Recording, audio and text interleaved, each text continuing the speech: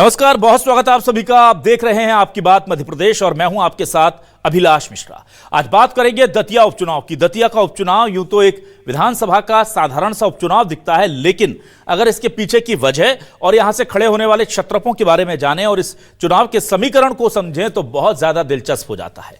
नरोत्तम मिश्रा जैसे कद्दावर नेता को दतिया की जनता ने जिस तरह से पटखनी दी थी पिछले चुनाव में, उसके बाद अब यह चुनाव अहम हो जाता है क्योंकि नरोत्तम मिश्रा के वनवास को खत्म करने का यह रास्ता खुल गया है, ऐसा माना जा रहा है। नरोत्तम मिश्रा स्वाभाविक उम्मीदवार माने जा रहे हैं बीजेपी के इस सीट से। राजेंद्र भारती जिन्होंने पिछली बार नरोत्तम मिश्रा को हरा करके सबसे बड़ा उलटफेर किया था इस पूरे चुनाव के दौरान, अब उन्हें सजा मिल गई है, 2 साल से ज्यादा की सजा मिल गई है, तो उनकी सदस्यता जो है वो खत्म कर दी गई है। उनके बदले कौन आएगा? उनके बेटे को पार्टी टिकट देगी या कांग्रेस के ऐसे दूसरे लोग जो लगातार वहां पर बीजेपी और नरोत्तम मिश्रा के खिलाफ झंडा पकड़कर काम कर रहे हैं, उनमें से किसी को टिकट मिलेगा?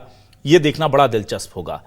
अब इस बार कहा जा रहा है कि दतिया उपचुनाव में तीसरे फैक्टर की भी एंट्री हो रही है। दामोदर यादव यहां से ताल ठोक रहे हैं और बार बार कह रहे हैं कि वो चुनाव लड़ेंगे और दोनों पार्टियों को शिकस्त देंगे। ऐसे में इस बार दतिया की जनता क्या नरोत्तम मिश्रा से हुई उसकी नाराजगी को भुलाकर दोबारा उन्हें पद दे देगी, विधायक बना देगी, या फिर कांग्रेस के साथ जो कुछ हुआ है उसकी सहानुभूति कांग्रेस को मिलेगी, या तीसरा फैक्टर, थर्ड फैक्टर जो है वो इस बार खेला करेगा? बहुत सारे सवाल हैं, पर इन सवालों के बीच में कुछ संभावनाएं भी हैं।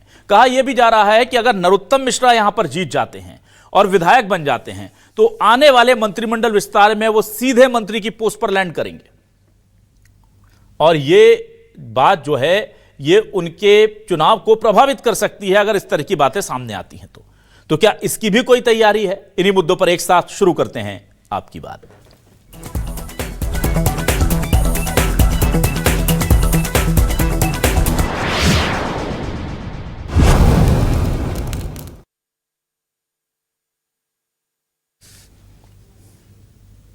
तो आइए सबसे पहले इस उपचुनाव को लेकर के किस तरह की गहमा गहमी है, आरोप प्रत्यारोप क्या हो रहे हैं, नेता प्रतिपक्ष उमंग सिंगार क्या कह रहे हैं, कैलाश विजयवर्गीय जो मंत्री हैं बीजेपी से, उनका किस तरह से पलटवार आ रहा है, ये सुनिए। प्रदेश के अंदर फिर आप दतिया में चुनाव जो हो रहा है, एक तरफ निर्मला सप्रे पे फैसला नहीं आता, वो फैसला आता तो आप पूरे प्रदेश को पता है कि किस प्रकार का फैसला आया। कि आप समझते हैं कि दतिया एक महत्वपूर्ण जगह है जहां पर भारतीय जनता पार्टी के एक बड़े नेता को चुनाव हराया था हमारे भारती जी ने। और आप ये भी जानते हैं कि उस नेता के खिलाफ आयोग ने कितने सालों तक याचिका को रखा पेंडिंग, पेड न्यूज को लेके, ये भी आप जानते हैं। लेकिन किस प्रकार से चुनाव आयोग जल्दबाजी में चुनाव कराना चाहता दतिया के अंदर उपचुनाव। लेकिन मैं विश्वास दिलाता हूं कि कांग्रेस पार्टी की ओर से ये चुनाव मजबूती के साथ लड़ेंगे और दतिया हम दोबारा जीतेंगे। काम चुनाव आयोग का है, उन्होंने घोषणा की है और निश्चित रूप से इसमें भारतीय जनता पार्टी अपना उम्मीदवार खड़ा करेगी और हम जीतेंगे भी चुनाव। अभी ये कहना जल्दबाजी होगी, पर जो भी उम्मीदवार आएगा आपको इसी डैश पे बताया जाएगा। देखिए, ऐसा है कि न्यायपालिका, कार्यपालिका, निर्वाचन आयोग, सब में उन्होंने अपनी आपत्ति लगाई, किसी ने रोक नहीं लगी। इसलिए समय सीमा के अंदर निर्वाचन आयोग को अपना निर्वाचन कराना ज़रूरी होता है। कोई भी विधानसभा की सीट या लोकसभा की सीट बहुत लंबे समय तक जनप्रतिनिधि के बिना नहीं छोड़ी जा सकती। इसलिए निर्वाचन आयोग ने जो निर्णय लिया, हम उसका स्वागत करते हैं। उधर थर्ड फैक्टर की जिस हम बात कर रहे हैं वो आजाद समाज पार्टी से दामोदर यादव, वो क्या कह रहे हैं और वो क्यों उनको भरोसा है कि इस बार दतिया की जनता उनका साथ देगी, जरा सुनिए। और दतिया के चुनाव में इस बार आजाद समाज पार्टी फतेह करने वाली है। 3 महीने से हमारी तैयारी चल रही है। राष्ट्रीय अध्यक्ष आदरणीय चंद्रशेखर आजाद जी ने लगभग 3 महीने पहले मुझे प्रत्याशी घोषित कर दिया था। तब से पूरी पार्टी के कार्यकर्ता गांव चौपाल कार्यक्रम करके वार्ड में जाके तैयारी कर रहे हैं और मुझे पूरी उम्मीद है कि अभी जब भाजपा ने तैयारी शुरू भी नहीं की और कांग्रेस चुनाव को ही नकार रही थी, तो हम लोग बहुत आगे खड़े हैं और बहुत आगे रहेंगे। दतिया की जनता के आशीर्वाद से फतेह हासिल करेंगे। और आइए देखते हैं सवाल क्या है। सवाल लेकर आ रहे हैं आपके सामने। हमारे आज के सवाल ये रहे आपके टेलीविजन स्क्रीन पर। दतिया उपचुनाव का बिगुल बजा, नरोत्तम मिश्रा का वनवास खत्म होगा। जनता नरोत्तम पर कर पाएगी फिर विश्वास, कांग्रेस दोबारा दे पाएगी क्या बीजेपी को मात? बहुत महत्वपूर्ण सवाल। कांग्रेस अपनी गुटबाजी पर कैसे लगाम लगाएगी? वोट काटने वालों से बीजेपी कैसे बच पाएगी? दतिया उपचुनाव से नरोत्तम के मंत्री बनने का रास्ता होगा साफ या कांग्रेस कर पाएगी राज्यसभा हार का हिसाब? यह सबसे बड़ा सवाल है। ये तारीखें हैं जो बहुत महत्वपूर्ण हो जाती हैं दतिया उपचुनाव को लेकर। 4 खास मेहमान मेरे साथ इस वक्त जुड़ चुके हैं। सीधे रुक कर लेते हैं उन मेहमानों का तारुफ आपका करा देता हूं। हमारे साथ अजय बोकिल जी वरिष्ठ पत्रकार जुड़ गए हैं, उनका बहुत स्वागत करता हूं मैं। मेरे साथ डॉक्टर गुलरेज शेख साहब जुड़ गए हैं, प्रवक्ता बीजेपी से वरिष्ठ नेता, उनका बहुत स्वागत करता हूं। हमारे साथ कांग्रेस से अवधेश नायक जी जुड़ गए हैं, वरिष्ठ नेता और माने जा रहे हैं कि इस दौड़ में वो भी शामिल है, उनका भी बहुत स्वागत करता हूं। और मेरे साथ दामोदर यादव प्रत्याशी हैं आजाद समाज पार्टी के दतिया से, उनका भी बहुत स्वागत करता हूं। चलिए सबसे पहले मैं इस पूरे मामले को लेकर के कहीं ना कहीं आ जाता हूं गुलरेज जी आपके पास। गुलरेज जी, प्रत्याशी हालांकि तय नहीं है लेकिन स्वाभाविक प्रत्याशी डॉक्टर नरोत्तम मिश्रा को ही माना जा रहा है, या अभी आप इस पर कुछ भी कहने से बचेंगे? और दूसरा यह है कि आप लोगों को तो पता था, और बीजेपी तो पहले ही हमेशा चुनावी मोड में रहती है, तो क्या तैयारी पूरी हो गई है? क्योंकि दामोदर जी तो कह रहे हैं कि आप लोगों ने तैयारी अभी शुरू नहीं की और वो 3 महीने से लोगों तक पहुंच गए। देखिए अभिलाष जी, जहां तक तैयारी का विषय है वहां तो जो दतिया की जनता है उसने तैयारी की है। क्योंकि आप देखिए कि एक कांग्रेस के प्रत्याशी को उन्होंने विजयी बनाया और बाद में क्या मालूम पड़ा कि इनकी नीयत खराब थी, इन्होंने बैड इंटेंशन के साथ धोखाधड़ी की, पब्लिक मनी के ऊपर इन्होंने हाथ डाला और ऐसे व्यक्ति को जेल की सजा होती है 3 साल की। और उसके बाद जो है इलेक्शन कमीशन ने वापस से बैलेट के ऊपर जा रही है। तो जनता की पूरी तैयारी है कि चोर उचक्के गुंडे बदमाशों को बाहर निकालेंगे जो और एक साफ सुथरी छवि वाले, लॉ एंड ऑर्डर को अच्छी तरह से मेंटेन करने वाले ऐसे व्यक्ति को विधायक बना के विधानसभा में भेजेंगे। और जहां तक बात है कौन उम्मीदवार होगा, जो भी उम्मीदवार होगा भारतीय जनता पार्टी का, जनता का आशीर्वाद निश्चित रूप से उसके साथ होगा। क्योंकि कांग्रेस का उन्होंने दुशासन देख लिया, कांग्रेस का उन्होंने चोटाई देख ली और चोटों के लिए कोई जगह नहीं मध्य प्रदेश में। ठीक है, अवधेश नायक जी आपके पास आता हूं। कांग्रेस के लिए बहुत बड़ी चुनौती है और बड़ी दिक्कत यह भी चल रही है कांग्रेस के लिए कि अभी अभी राज्यसभा चुनाव हाथों से जीता जिताया आप हारे हैं, मनोबल टूटा हुआ है, फिर गुटबाजी की बातें आ रही हैं। अवधेश नायक जी, ऐसे में दतिया चुनाव कैसे लड़ेंगे आप?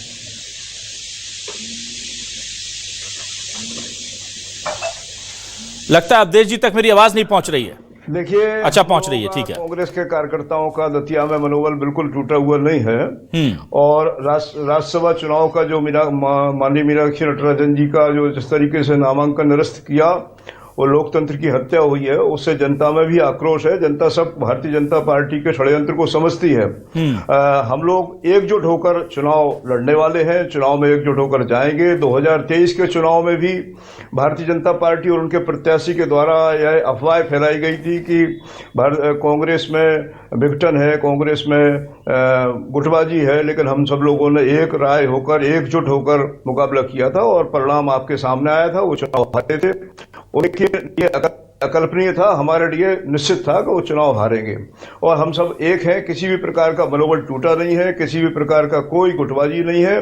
कांग्रेस एक होकर इस बार 2023 से भी अधिक बड़े मतों के अंतर से नरोत्तम मिश्रा को चुनाव हराने वाली है।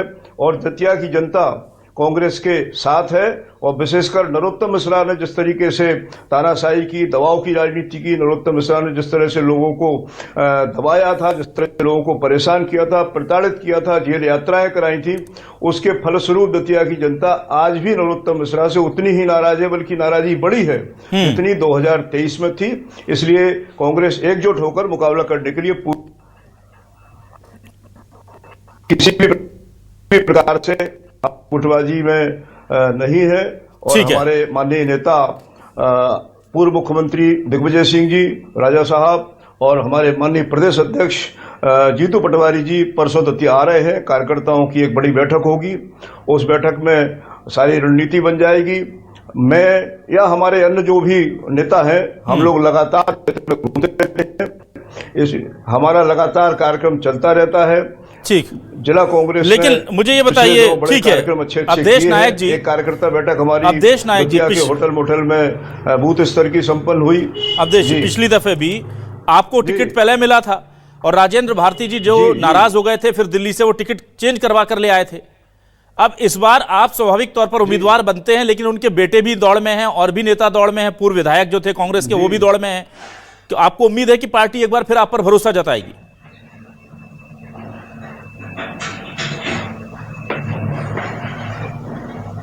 मैंने भी आपसे एक बात कही कि कांग्रेस एकजुट है, किसी भी प्रकार की गुटबंदी नहीं है। टिकट तो देखिए किसी एक को ही मिलता है और स्वाभाविक रूप से लोकतांत्रिक पार्टी है, भारतीय जनता पार्टी की तरह नहीं है कि वहां पर किसी का नाम ही नहीं चलता।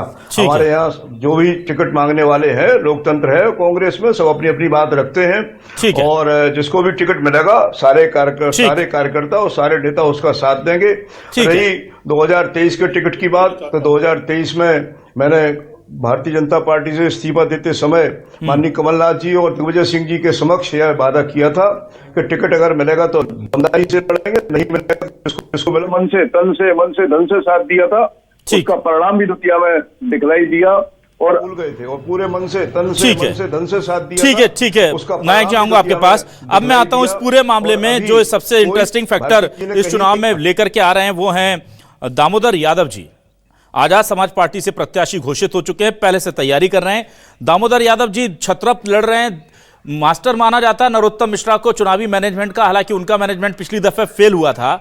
और कांग्रेस भी कहते हैं ना कि अपनी बची हुई साख और बचे हुए आत्मविश्वास को जगाने के लिए पूरी दम लगाएगी। ऐसे में आपकी उम्मीदें कहां दिखती हैं आपको?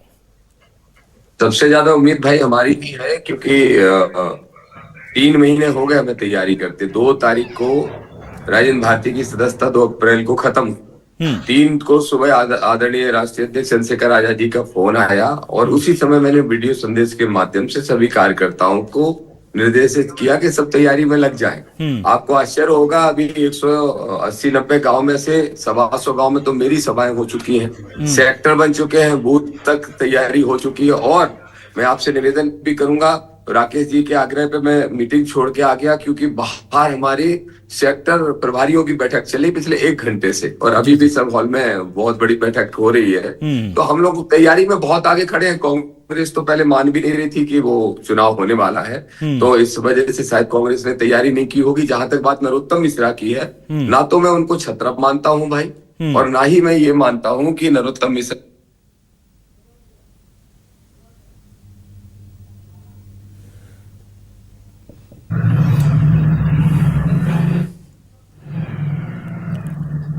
लगता है दामोदर यादव जी से हमारा संपर्क टूट गया, दोबारा जोड़ने की कोशिश करेंगे। यादव जी, आप मुझे सुन पा रहे हैं?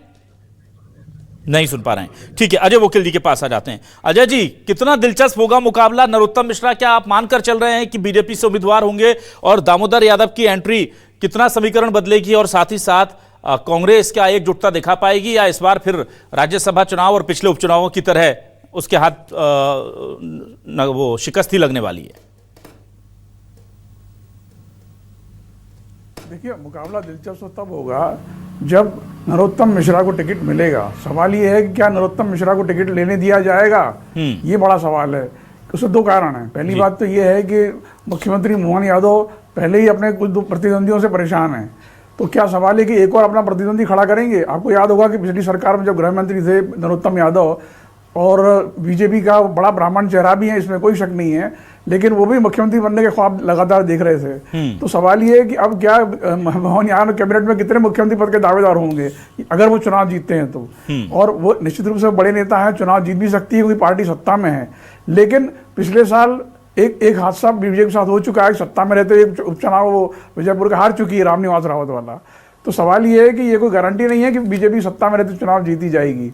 और सबसे बड़ा सवाल तो यही है कि क्या नरोत्तम मिश्रा को टिकट लेने दिया जाएगा। हालांकि वो स्वाभाविक दावेदार है, इसमें कोई शक नहीं है, और बीजेपी तो चौंकाने वाले फैसले करती है। हो सकता है कोई नया ब्राह्मण चेहरा खड़ा कर दे वहाँ पर, क्योंकि ब्राह्मणों के वोट जो है मेरे ख्याल दूसरे नंबर पर हैं। सबसे ज़्यादा वोट कुशवाहों के हैं और उसके बाद फिर ब्राह्मणों के वोट हैं। तो कोई नया चेहरा भी खड़ा कर सकती है पार्टी अगर ब्राह्मण को ही वोट देना है तो। फिर उस स्थिति में नरोत्तम मिश्रा को ही क्यों दिया जाए, ये सवाल उठेगा। तीसरी बात यह है कि नरोत्तम मिश्रा पिछली बार हारे क्यों थे।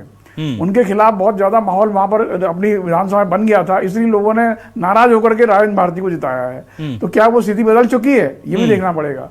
तो कुल मिला के जो जैसे कि कैलाश विजय भी बोल रहे थे कि भाई टिकट किसको मिलेगा अभी तय नहीं, भाजपा ये चुनाव जीतेगी या सही उपचुनाव। तो अगर नरोत्तम मिश्रा को टिकट मिला तो क्या वो जीतेंगे ही, इस बात की कितनी गारंटी है यह भी कहना मुश्किल है।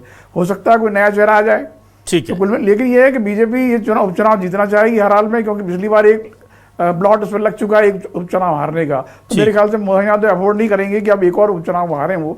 लेकिन सवाल ये है कि अभी ये कोई गारंटी नहीं है कि नरोत्तम मिश्रा को टिकट ही मिलेगा। अगर वो मिलेगा तो निश्चित रूप से चुनाव बहुत ज्यादा दिलचस्प होगा।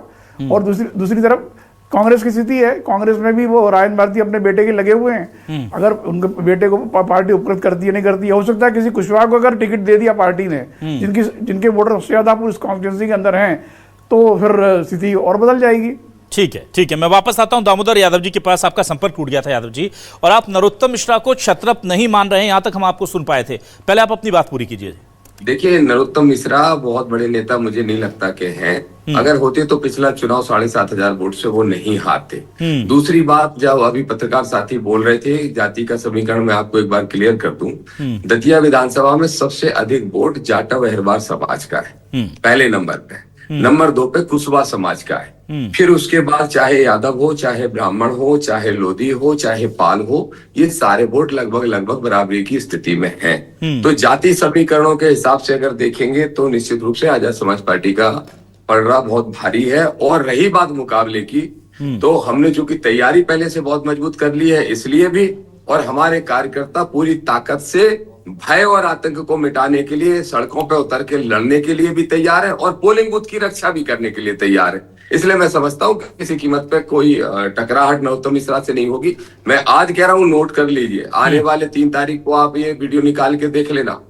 हम नरोत्तम मिश्रा जी को हराएंगे, दतिया की जनता हराएगी और बड़े वोटों से हराएगी, ये भी मैं स्पष्ट तौर पे आपको कहने वाला हूँ। चलिए ठीक है, मैं वापस आ जाता हूं डॉक्टर गुलरेज शेख साहब। अब अगर आज्ञा हो तो मैं जा सकता हूं, मेरे कोर सारे। हाँ तो ठीक है दामोदर जी, एक फाइनल कमेंट बस आपसे ले लेता हूं, फिर आप चले जाइए। मुझे ये बताइए कि आपके मुद्दे क्या होने वाले हैं, क्योंकि मेरा अगला राउंड इसी पर था। किन मुद्दों पर आप चुनाव लड़ने जा रहे हैं? भय भ्रष्टाचार मुक्त दतिया। हाँ, 2008 के बाद से लेके आज तक नरोत्तम मिश्रा जब से आए हैं तब से मानवतावादी सोच खत्म हो गई है, भाईचारा खत्म हो गया है और भय का, आतंक का एक माहौल पूरे दतिया के अंदर है। कोई जाति, कोई वर्ग नहीं बचा, यहाँ तक कि सामान्य वर्ग के लोग भी हैं, चाहे वो ब्राह्मण, ठाकुर, वैश्य और सिंधी समाज के भी लोग हों, उन सबको भी नरोत्तम मिश्रा के भय से मुक्ति दिलाना है। और पूरा भय और भ्रष्टाचार मुक्त हमारा नारा है। दूसरा, गांव, गरीब और किसान। और इसके साथ साथ एक और महत्वपूर्ण बात है, जो उड़ान भरता विकास की बात करते हैं, उड़ान भरता दतिया नरोत्तम मिश्रा बताते हैं, अस्पताल की बिल्डिंग बन गई लेकिन डॉक्टर नहीं है, एयरपोर्ट बन गया लेकिन हवाई जहाज नहीं उतरता है, स्कूल खुल गए लेकिन उनमें मास्टर नहीं है। इसके साथ साथ सबसे इंपॉर्टेंट बात, आज तक 18 साल में नरोत्तम मिश्रा ने इस दतिया को एक रोजगार के साधन का इंतजाम नहीं कराया। 1800 लोगों को भी रोजगार युवाओं को नहीं मिला है। डबल 4 डिग्रियां करके बेचारे ठेला लगाने के लिए मजबूर है। इन सारे मुद्दों पे हम चुनाव लड़ रहे हैं और हमें पूरा विश्वास है कि जनता हमें अवसर देगी। बहुत शुक्रिया दामोदर यादव जी हमारे साथ जुड़ने के लिए। दामोदर जी को प्लीज रिलीज कर दीजिए पीसीआर। और मैं जल्दी से आ जाता हूं डॉक्टर गुलरेज शेख साहब, आपसे भी यही सवाल लूंगा, आप किन मुद्दों को लेकर जाएंगे डॉक्टर गुलरेज? क्योंकि देखिए, आप पिछला चुनाव लड़े थे, पूरी दमदारी से लड़े थे, हर तरफ बीजेपी की बयार चल रही थी और नरोत्तम मिश्रा जैसा सबसे नंबर 2 कद्दावर नेता, मंत्री, गृह मंत्री, वो चुनाव हार गया था। तो इस बार ऐसा क्या बदलाव कर करके आप जा रहे हैं जनता के बीच में? ऐसा क्या कर दिया है बीजेपी ने पिछले 2-2.5 सालों में कि इस बार जनता आपको चुनेगी? अभिलाष भाई, हमारे जो मुद्दे हैं वो तो फिक्स होते हैं और वो हमेशा वही रहते हैं: सुशासन, ईमानदारी, ट्रांसपेरेंसी, लॉ एंड ऑर्डर और विकास। तो जो हमारी डबल इंजन की सरकार है और डॉक्टर मोहन यादव का विजन है, उसको लेकर ही हम चुनाव में जा रहे हैं और जनता भी समझ चुकी है कि देखिए, एक बार आप सब लोगों को बेवकूफ बना सकते हैं, जो कि विपक्ष ने किया, लेकिन बार बार नहीं बना सकते। जनता समझ चुकी है कि विदाउट बीजेपी स्थितियां कैसी होती है, कितना क्राइम हुआ है दतिया में। ये दतिया के लोगों से पूछिए, वरिष्ठ पत्रकार महोदय से पूछिए, दतिया में विकास जो होना चाहिए था क्यों नहीं हुआ। गुलरेज शेख साहब, आपके इस आर्ग्यूमेंट को मैं इसलिए नकारता हूं कि अगर नरोत्तम मिश्रा जी के या बीजेपी के रहते क्राइम कंट्रोल होता और जनता संतुष्ट होती तो उनको हराती नहीं।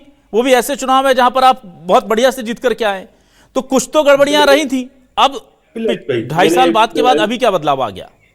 मैंने आपके प्रश्न के पीछे जो कहा था वही बात वापस से रिपीट कर रहा हूं, उसी में आपके प्रश्न का उत्तर है कि आप जो है वो एक बार तो सबको बेवकूफ बना सकते हैं, हर बार नहीं बना सकते। विपक्ष ने एक बार दतिया की आवाम को मूर्ख बनाया, लेकिन अब आवाम समझ चुकी है कि ये किस प्रकार से लोग हैं, ये कैसे नकली चेहरे लेकर सामने आते हैं और उन चेहरों के पीछे कितना काला चेहरा होता है, किस प्रकार से जनता की कमाई के ऊपर डाके डाले जाते हैं, किस प्रकार से क्राइम को बढ़ाया जाता है। और आप ये देखिए कि कांग्रेस की भी आप जिसको निर्लज्जता कहते हैं, वो आप देखिए कि कांग्रेस के प्रवक्ता महोदय जो बात कर रहे हैं, इनके जो सिटिंग एमएलए था उसको जेल हुई है 3 साल के लिए फ्रॉड के केस में, पब्लिक मनी को उन्होंने डाका डाला है। उसके बावजूद भी ये बड़ी बड़ी बातें कर रहे हैं। और उस व्यक्ति को भी देखिए कि वो वापस कोशिश कर रहे हैं कि उनका जो बेटा है उसको टिकट मिल जाए। और वंशवाद तो जो है वो कांग्रेस की परंपरा चली आ रही है, तो उस परंपरा के हिसाब से मुझे लगता है कि वापस उसको टिकट मिलेगा। अवधेश नायक भी जो है ना, ये बगले झांकेंगे, इनको भी टिकट नहीं मिलेगा, क्योंकि ये भी वंशवादी शायद नहीं है, जहां तक मुझे लगता है। चलिए ठीक है, मैं जल्दी से आ जाता हूं अवधेश नायक जी आपके पास। अवधेश जी, आपके मुद्दे क्या होंगे पिछले 2.5 साल में? चूंकि आप लोग कहते हैं कि सरकार प्रॉपर सहयोग नहीं कर रही थी दतिया के विकास के लिए, लगातार आरोप राजेंद्र भारती लगाते रहे, मुखरता से सवाल उठाते रहे। अब ऐसे में जब आप काम कर नहीं पाए, आपके विधायक को अदालतों ने दोषी मानते हुए सजा दे दी, तो उसके बाद अब आप किस आधार पर जनता से दोबारा वोट मांगने जाएंगे?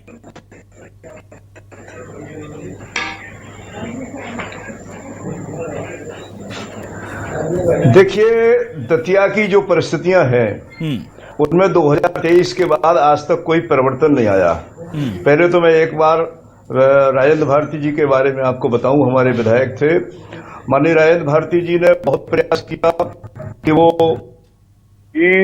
और आज भी है, सरपंचों से कह दिया गया, जनपद सीओ को बता दिया गया कि अगर कोई सरपंच काम लेगा तो उसको इस तरीके से दबाना है, उसको उलझाना है, उसको व्यक्तिगत रूप से भी बोलकर कहा गया कि अगर तुम काम लोगे विधायक राजेंद्र भारती से तो तुम्हारे खिलाफ प्रकरण पंजीबद्ध होंगे। इसलिए सरपंच पीछे हट गए थे। खैर वो एक बात है, लेकिन दतिया में आज भी गुलेज जी ठीक है, अभी वो वहां से हुआ, अभी ऊपरी अदालतों का मामला बचा हुआ है और उनकी श्रद्धा है, बोलने दीजिए। आपके कई नेताओं को कांग्रेस बहुत गलत शब्दों से बुलाती है, जो वो कानूनी तौर पर रह चुके हैं। ना गुलेज शेख साहब, मैं आपको वही उदाहरण दे रहा हूं कि आपके बहुत वरिष्ठ नेताओं को कांग्रेस बहुत आपत्तिजनक शब्दों से बुलाती है, जो वो रह चुके हैं, हम उनको टोकते हैं। अब आप भी कह रहे हैं कि माननीय मत कहिए, ये इस तरह की चीजें नहीं। ये मैंने आपत्तिजनक शब्द नहीं यूज किया, मैंने कहा कि जो व्यक्ति को कोर्ट ने सजा दे दी, कोई बात नहीं, ठीक है, आप बोलिए अवधेश जी प्लीज। विधायक अगर माननीय नहीं होगा लोकतंत्र में, तो कौन माननीय होगा? विधायक नहीं है, ठीक है, कोई बात नहीं भाई, आस्था है, ठीक है। गुलेज जी उनकी आस्था है, गुलेज जी उनकी भावना है, गुलेज जी उनकी भावना है, ठीक है। आपने उन्हें जनता का पैसे खाने वाला और तमाम बोल लिया, वो आपकी भावना थी, अब उनकी भावना है, सबकी भावनाओं का सम्मान है। अवधेश जी अपनी बात पूरी कीजिए। चलिए आप उनको श्री कह दीजिए। तो श्री माननीय राजेंद्र भक्ति चोर है, वो स्थितियां आज भी दतिया में परिवर्तित नहीं हुई है। आज भी जैसी की तैसी स्थिति है जो 2020 के बाद जब नरोत्तम मिश्रा जी गृह मंत्री बने थे, और गृह मंत्री बनने के बाद उन्होंने जिस तरीके से दतिया की जनता को, जब नरोत्तम मिश्रा जी गृह मंत्री बने थे और गृह मंत्री बनने के बाद उन्होंने जिस तरीके से दतिया की जनता को दबाया, तो इसकी क्या है की बड़ी बातें होती थी, डींगे हाँकी जाती थी। 2023 में भी विकास की बड़ी डींगे हाँकी जाती थी। सवाल विकास का नहीं है, सवाल विकास में उग्र भ्रष्टाचार का है। सवाल इस बात का भी है कि अगर केवल विकास की बात करने से कोई चुनाव जीत जाए और उसमें भ्रष्टाचार की बजाय गुणवत्ता की जगह भ्रष्टाचार हो, जनता इसको भी देखती है। ठीक है। अंग्रेजों ने जो विकास के काम किए थे, हिंदुस्तान की जनता ने क्यों उसको भगाया? क्योंकि जनता आजादी चाहती थी। दतिया की जनता नरोत्तम मिश्रा के भय, आतंक, दबाव और तानाशाही से आजादी चाहती थी, इसलिए हराया है। और वो जैसा का तैसा मामला अभी भी है। आज भी पूरी हमारा जो मूल मुद्दा है वो यह है कि दतिया का आम आदमी, आम मतदाता, दतिया का प्रत्येक व्यक्ति, गांव गरीब किसान, झुग्गी झोपड़ी का इंसान, सारे के सारे लोग आजादी से रहे। अवधेश नायक जी, अगर आपके अलावा राजेंद्र भारती के बेटे को टिकट मिलता है या किसी और व्यक्ति को मिलता है तो पिछली बार की तरह आप इस बार भी चुनाव में लगे रहेंगे? आपको मैंने बिल्कुल प्रारंभ में, आपने पहली बार एक प्रश्न किया था, तभी मैंने इसका उत्तर दिया था कि बिल्कुल लगे रहेंगे। और किसी को भी टिकट मिले, राजेंद्र भारती के बेटे को मिले या अन्य किसी को भी मिले, और हम बिल्कुल लगे रहेंगे, कहीं कोई दिक्कत की बात नहीं है। क्योंकि हमारे यहाँ दतिया में जो मूल मुद्दा है वो मुद्दा है नरोत्तम मिश्रा को दतिया से बाहर करके और उनके यथास्थान डबरा वापस पहुंचाने का। और जैसा आपने कहा माननीय मुख्यमंत्री जी और पूरी भारतीय जनता पार्टी चाहती है, प्रवक्ता जी जो बोल रहे हैं इनको भी पता होगा, बोलेंगे नहीं, सारे लोग ये चाहते हैं कि नरोत्तम मिश्रा चुनाव हार जाए। भारतीय जनता पार्टी के लोग भी अंदर से सब साथ है और सब दतिया के हैं, इसलिए सारे लोग ये चाहते हैं कि नरोत्तम मिश्रा और बुरी तरह से चुनाव हारे। और हमें भरोसा है कांग्रेस की एकजुटता के साथ हम रहेंगे, चुनाव हराएंगे। गुलरेज शेख साहब कुछ कहना चाह रहे थे, आप 10-15 सेकंड ले लीजिए, फिर मैं वाइंड अप करता हूं अजय जी के साथ। भाजपा से दुश्मनी के चलते कांग्रेस पार्टी इस स्तर तक गिर चुकी है कि अब वो अंग्रेजों की तारीफ कर रही है। वो कह रही है कि अंग्रेजों ने भी विकास किया था, जबकि भैया अंग्रेजों ने तो लूटा था हिंदुस्तान को। तो आप मतलब भाजपा के विरोध में किस हद तक नीचे जाएंगे ये दर्शाता है। चलिए ठीक है, मैं जल्दी से आ जाता हूं अजय वकील जी आपके पास। महत्वपूर्ण सवाल लेकर आता हूं जो मेरे सवाल का भी हिस्सा है। अजय वकील जी, यह भी माना जा रहा है कि नरोत्तम मिश्रा पिछले करीब 5-6 महीने से बहुत ज्यादा सक्रिय हैं। लगातार दिल्ली के उनके दौरे, लगातार भोपाल में उनकी बैठकें ये इशारा दे रही हैं कि कहीं ना कहीं वो इस उपचुनाव की तैयारी पहले से कर रहे हैं। दूसरा, एक उनके चाहने वालों का बड़ा वर्ग ये भी कह रहा है कि नरोत्तम मिश्रा दरअसल विधायक के लिए नहीं लड़ने जा रहे हैं, अब वो सीधे मंत्री पद की तैयारी कर रहे हैं, क्योंकि वो यहां से विधायक बन के अगले रीशफलिंग में सीधे मंत्री बनेंगे। यह भी कहा जाता है कि अमित शाह के बहुत करीबी रहे हैं वो, और अमित शाह जी ने उनको कहा भी था कि आपके पुनर्वास की व्यवस्था कर दी जाएगी। इस तरह की बातें भी सियासी फिजाओं में घूम रही है। तो क्या आपको लगता है कि अगर नरोत्तम मिश्रा चुनाव लड़ते हैं और जीतते हैं, हालांकि ये हाइपोथेटिकल क्वेश्चन है, तो उसके बाद उनका मंत्री बनने का रास्ता बहुत आसान होगा? क्या ऐसा लगता है आपको? नहीं, इसकी कोई गारंटी नहीं है अभिलाष जी। अगर आप मोहन यादव मंत्रिमंडल की औसत उम्र देखेंगे तो करीब 31-32 जितने मंत्री हैं उनकी औसत आयु 57 साल है। और बीजेपी में जिस तरह से पीढ़ी परिवर्तन का दौर चल रहा है उस हिसाब से नरोत्तम मिश्रा उस गणित में फिट नहीं बैठते हैं। उनकी उम्र 66 साल हो चुकी है। तो सवाल यह है कि क्या ऐसे ओवर एज मंत्री हो जो बीजेपी के हिसाब से ओवर एज जो हैं, क्या उनको फिर से रीएस्टेब्लिश किया जाएगा? ये बड़ा सवाल है। और जिस तरह से बीजेपी के नए लोगों को आगे लाने की कोशिश चल रही है, नरोत्तम जी अपने हिसाब से मेहनत कर रहे हैं, वो अलग बात है, उनको उम्मीदें भी होंगी। लेकिन बीजेपी में चूंकि कई चौंकाने वाले फैसले होते हैं, तो कोई जरूरी नहीं है कि उनको 100% टिकट मिल ही जाए। अगर कोई ये तय हुआ है किसी नए चेहरे को आगे लाना है तो उसको भी दिया जा सकता है। क्या आपके मुताबिक या आपके जानकारी के मुताबिक, आपके अनुभव के मुताबिक बीजेपी के लिए आसान रास्ता कौन सा होगा? नरोत्तम मिश्रा जो जिनके ऊपर डेंट लग चुका है, बड़ा डेंट लग चुका है, गृह मंत्री रहते हुए आप चुनाव हार गए, विधानसभा नहीं जुटा पाए, जिनके ऊपर चुनावी मैनेजमेंट के मास्टर जैसे तमगे दिए जाते थे, चुनाव प्रबंधन कौशल में उनको माहिर माना जाता था, अपना चुनाव नहीं निकाल पाए। और मुझे वो तस्वीरें आज भी याद हैं अजय वकील जी कि जब वो मतदान केंद्र से काउंटिंग के बाद जा रहे थे तो कुछ लोगों ने, वहां की जनता ने उन पर पथराव तक कर दिया था। वो बड़ी मुश्किल से जान बचा करके भाग के निकले थे वहां से। तो मुझे बताइए, बीजेपी के लिए आसान रास्ता कौन सा होगा? फिर उसी चेहरे को सामने खड़ा करना जिसको लेकर पिछले चुनाव में असंतोष रहा है उनका, या फिर एक नया फ्रेश चेहरा उतार देना जिसके साथ कोई फैक्टर ऑफ इनकम्बेंसी ना हो और बीजेपी के संगठन की ताकत भी हो उसके साथ?